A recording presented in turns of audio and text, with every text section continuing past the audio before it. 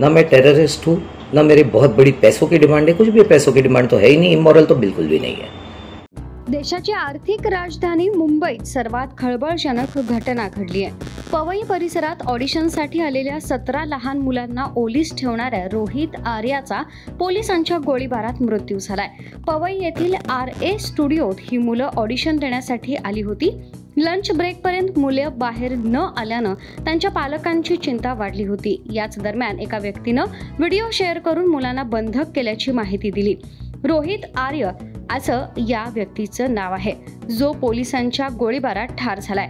रोहित आर्यानं व्हिडिओच्या माध्यमातून धमकी दिली होती की जर त्यांनी माझं ऐकलं नाही तर तो स्टुडिओत आग लावेल।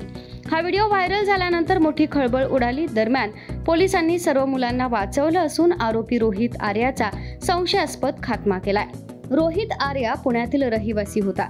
माझी शाळा सुंदर शाळा या प्रकल्पाचं डिझाईनही त्यानंच केल्याचा दावा रोहितनं केला होता, पण त्याची दखल घेतली नसल्यानं त्यानं सरकारच्या विरोधात आंदोलन केलं होतं। प्रोजेक्ट लेट्स चेंज या संस्थेचे संस्थापक आणि संचालक म्हणून काम केलं होतं। 2013 मध्ये गुजरातमध्ये त्यानं स्वच्छता मॉनिटर हा उपक्रम सुरू केला होता। तत्कालीन मुख्यमंत्री नरेंद्र मोदी यांनी याबाबत त्याचं कौतुकही केलं होतं। आता या एन्काउंटर बाबत संशय निर्माण होत असतानाच भैया पाटील यांनी गंभीर खुलासे केले आहेत। एक कॉन्ट्रॅक्टर शिक्षण विभागाचा एक प्रोजेक्ट व्याजानं पैसे काढून घेतो व पूर्ण करतो, त्याचं बिल निघत नाही। 3 वर्ष व्याजानं हैराण होतो।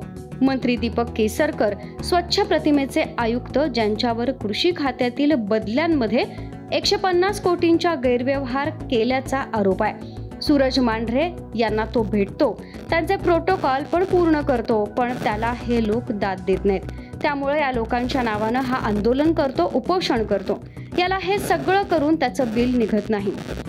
शेवटी हा 17 मुलांना बंधक बनवून साऊथ स्टाईल हिरो व्हायला जातो। त्याला वाटतं त्याचं बिल निघेल, पण प्रशासनाच्या दृष्टीनं हा मनोरुग्ण। त्याला गोळ्या घातल्या आणि मुलांना सुरक्षित वाचवलं। आता मंत्री आणि अधिकाऱ्यांनी फसवलेला कुणी कॉन्ट्रॅक्टर असा वेडेपणा करणार नाही। दीपक केसरकर आणि सूरज मांढरे यांना आज शांत झोप लागेल। एक मनोरुग्ण त्यांना कधीच बिल मागणार नाही। हा आहे एन्काउंटर झालेला रोहित आर्य।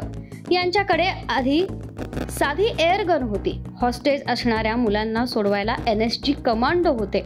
NSG कमांडो परिस्थिती हाताळत असताना साध्या पोलिसांनी का गोळ्या झाडल्या, तेही पायावर न मारता छातीत गोळ्या घातल्या। NSG कमांडो असताना पोलिसांनी गोळीबार का केला हा प्रश्न तयार झालाय। IAS सूरज मांढरे यांच्या भूमिकेची स्वतंत्र चौकशी होणं गरजेचं आहे। माहिती अधिकार कार्यकर्ते विजय कुंभार। दीपक केसरकर यांनी रोहित आर्यला त्यांच्या खिशातून पैसे दिल्याची गोष्ट शंका निर्माण करणारी आहे। कोणताही मंत्री कंत्राटदाराला अशा प्रकारे पैसे देणार नाही। त्यामुळे या कृतीमागील हेतू आणि प्रशासनाची, विशेषतः IAS सूरज मांढरे यांच्या भूमिकेची स्वतंत्र चौकशी होणं गरजेचं आहे। केसरकरांनी स्वतः चेकद्वारे मदत केल्याचं त्यांनी मान्य केलं, त्यामुळे या व्यवहाराचा सखोल तपास आवश्यक आहे। कारण सामान्य व्यवहारात अशी वैयक्तिक मदत संशयास्पद ठरते, असं भैया पाटील यांनी म्हटलंय।